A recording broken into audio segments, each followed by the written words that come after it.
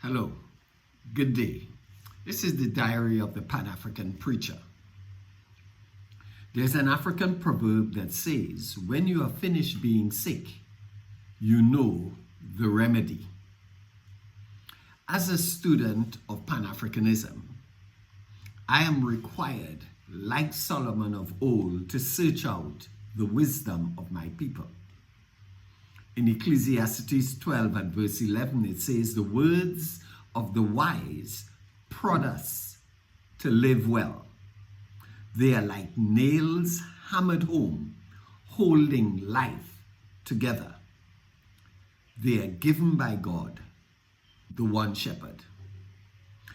As I make my way to the continent of my ancestors, the Western media is warning me that there is an Mpox epidemic. I recently read the ancient father of medicine, Imhotep, who lived around 2,625 years before Jesus Christ. He was the chancellor of King Doza, Pharaoh of Egypt, who was a pharaoh during what is called the third dynasty. Imhotep documented thousands of medical and health case studies and treatments in Egypt.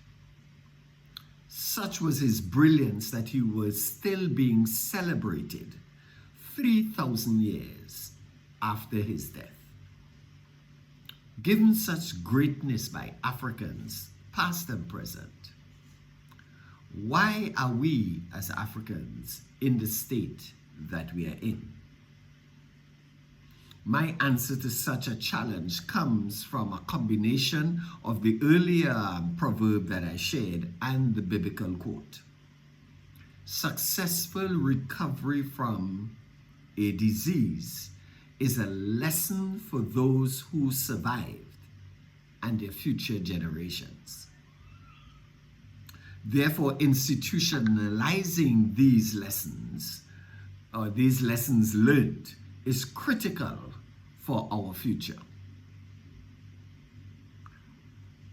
Our problem comes with our unwillingness to recognize and respect our African traditions, even when they contain our health and medical wisdom.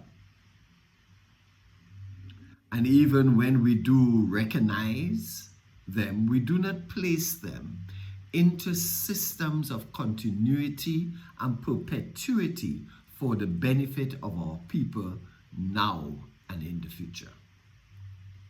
So what does all of this say to us? It tells us that we are losing the lessons we have learned over the past millennia. Successful containment of diseases such as Ebola, Mpox, etc. comes from the rapid institution of disease surveillance to detect, diagnose, isolate, and treat cases and contact tracing among our populations that are engaged, involved, and made aware. All of those comes with a budget.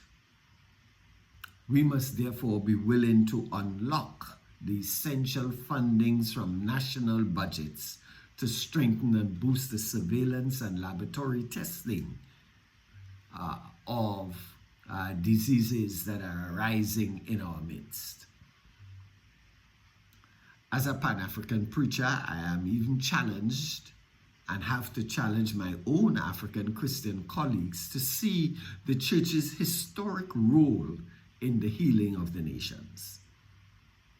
African health and medical ministries, as well as Christian churches, are just not prepared to release the necessary funding to institutionalize systems of continuity and perpetuity